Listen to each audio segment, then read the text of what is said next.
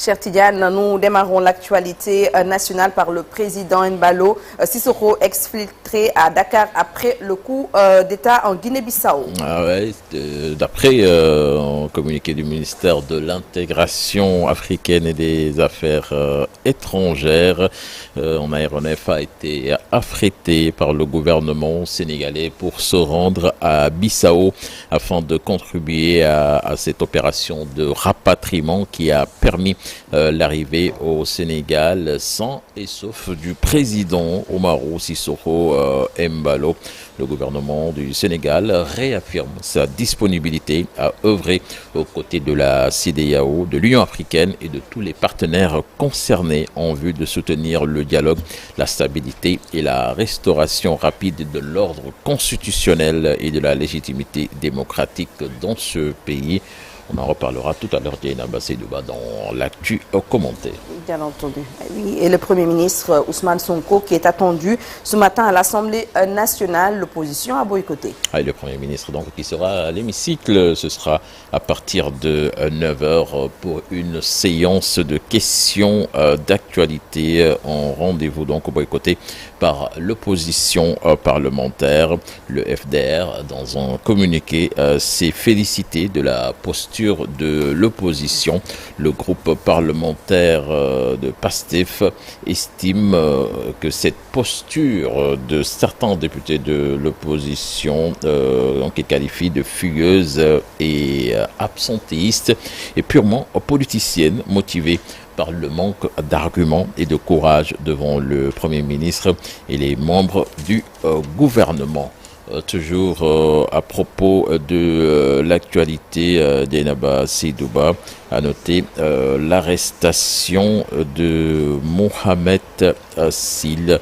Mohamed Sil, c'est ce monsieur donc qui avait déchiré la photo officielle du président de la République sur instruction donc du procureur de Saint-Louis. Les forces de l'ordre ont procédé à l'arrestation du jeune homme ayant déchiré la photo officielle du président. Il a été interpellé et placé en garde à vue au commissariat central de Saint-Louis. Pourtant, il s'est excusé, cher Tidiane.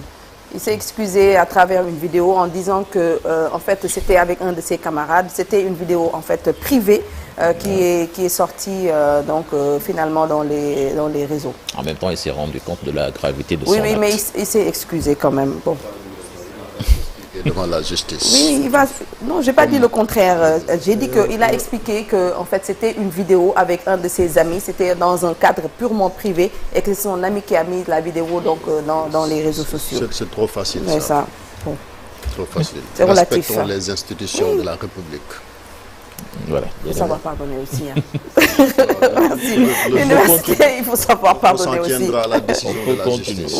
Oui, mais il s'est excusé quand même. Université Cheikh Anta Diop de Dakar, cher Tidiane, les cours suspendus jusqu'au 1er décembre. Ah, c'est le ministère de l'Enseignement supérieur qui a informé via un communiqué donc que les cours à l'UCAD sont suspendus jusqu'au 1er décembre en raison des perturbations liées aux grèves des étudiants qui réclament leur bourse, des étudiants qui ont transformé l'université Cheikh Anta Diop de Dakar hier, le campus social en véritable théâtre de concert de casseroles. On vous laisse suivre ces quelques images filmées par des caméras amateurs.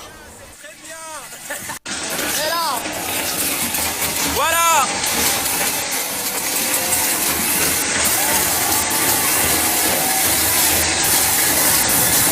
Concert des casseroles.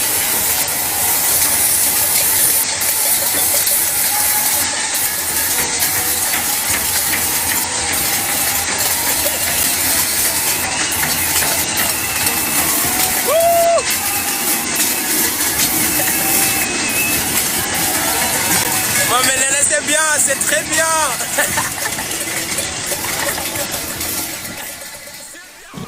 Voilà, donc l'université Cheikh Anta Diop dans tous ses états Nous parlons justice à présent avec le procès de la sage-femme de la maternité de l'hôpital Heinrich Klöpker de Diourbel. Le tribunal donne son verdict le 4 décembre prochain. Le procureur a requis une peine de 2 ans dont on enferme. La défense plaide pour la relaxe de leur client, du chef de mise en danger de la vie d'autrui et demande clémence pour le chef de non-assistance à une personne en danger. Le compte-rendu de Babacar Diouf.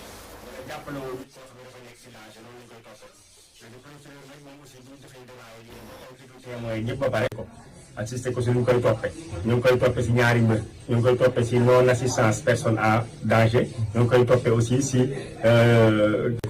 assisté ko si ñu koy toppee ñu ngi koy toppee si ñaari mbir ñu ngi koy toppee si non assistance personne en danger ñu ngi koy toppee aussi si mise en danger de la vie d'autrui donc ñoo ngi koy toppee le fait que moom aussi joxewul ay en wolof je ne sais pas nu mu koy mën a waxee carrément mais en wolof donc mise en danger ko assisté ko si ñu koy toppee ñu ngi koy toppee si ñaari mbir ñu ngi koy toppee si non assistance personne en danger. Nos excuses, ce n'est pas la bonne version. Certainement, nous y reviendrons dans nos prochaines éditions. Mais retenez que le tribunal donc donnera son verdict le 4 décembre prochain. Le maire de Diakhaï, Parcelles Assainies, placé en garde à vue, Abdou Aziz Diané, est accusé d'avoir encaissé de l'argent pour faciliter des voyages à l'étranger à travers de faux documents. Son secrétaire municipal et une femme ont été interpellés. Ils sont tous poursuivis pour association de malfaiteurs et trafic de visas. L'enquête se poursuit. Plus de détails avec Aminata Ba. De Diakhaï Parcelles, Abdou Aziz Diané a été arrêté puis placé en garde à vue à la brigade de recherche de la gendarmerie de Keur Massar ce mercredi pour trafic de migrants. Son secrétaire municipal ainsi qu'une femme qui souhaitait voyager ont également été interpellés. Selon nos informations, le maire a encaissé 3 500 000 francs CFA auprès de cette dame pour faciliter son voyage à l'étranger en la faisant participer à un forum international en Australie. Abdou Aziz Diané aurait même, selon nos sources, produit des documents la présentant comme agent de la municipalité de Diakhaï, mais le refus de son visa a révélé un deal qui durait depuis longtemps. Toujours d'après nos sources, 4 autres personnes impliquées dans ce réseau et qui envisageaient de voyager sont actuellement en fuite et recherchées par les enquêteurs de la brigade de recherche de Keur Massar. Le maire de Diakhaï, son secrétaire municipal et la dame arrêtée sont poursuivis pour association de malfaiteurs, usage de faux et trafic de visa. Il devrait être déféré ce vendredi devant le parquet. Les éléments de la brigade de recherche de la gendarmerie de Keur Massar poursuivent l'enquête pour retrouver toutes les personnes impliquées dans cette affaire. Et puis les 12 membres de l'OFNAC nommés par le président de la République, Moustapha Ka, magistrat donc a été nommé président. Birahim Seck, membre de la société civile, vice-président. Khadia Touba, experte en suivi et évaluation. Samba Bari, membre de la société civile. Ibrahim Mafal, administrateur civil. Mafal Fall, magistrat. Mademba Gueye, magistrat. Abdul Aziz Daba Kébé, professeur agrégé en droit. Baba Karnian, professeur agrégé en droit également. Biranian, magistrat. Mohamed Bachir Nian, professeur agrégé des facultés de droit. Et Charles Didier Gatti Senghor, magistrat. Donc, compose le nouveau bureau de l'OFNAC. Et puis, pour terminer, Dienaba, le prix du kilogramme de l'arachide fixé à 305 francs CFA, comme l'année dernière. L'annonce a été faite par le ministre de l'Agriculture, Mabouba Diagne. C'était lors de son face-à-face avec la porte-parole du gouvernement, Marie-Rose Faye, à l'issue du Conseil des ministres. Je vous propose d'écouter. Aussi, son Excellence le Président de la République, et le Premier ministre, Son Excellence le Président de la République et le Premier ministre ont décidé de maintenir le prix du kilogramme d'arachide à 305 francs CFA, comme l'an dernier. 2 réunions préparatoires ont été tenues entre l'interprofession et le chef de l'État pour évaluer le prix de référence sur la base des cotations de Rotterdam et des estimations de la filière. Les calculs techniques aboutissaient initialement à 250 francs CFA. Cependant, temps, lors du Conseil des ministres, le président de la République et le Premier ministre ont estimé que les efforts consentis par les agriculteurs justifiaient une revalorisation. Ils ont donc décidé de maintenir le prix à 305 francs CFA, apportant ainsi un soutien supplémentaire aux producteurs. Le président de la République et le Premier ministre ne effort yi baykat yi def. C'est donc là l'essentiel de l'actualité nationale de ce matin. Merci beaucoup, cher Tidiane Diaw. On te retrouve, Inch'Allah, à 8h pour la version en Wolof. Alors, au menu d'Info Matin de ce vendredi, le 28 novembre 2014, on va se rappeler du rappel à Dieu du chanteur Demba Dia, alias Roch Malach. C'était à Paris. Du nom du célèbre tube qu'il a révélé au grand public dans les années 90, figure marquante du showbiz sénégalais.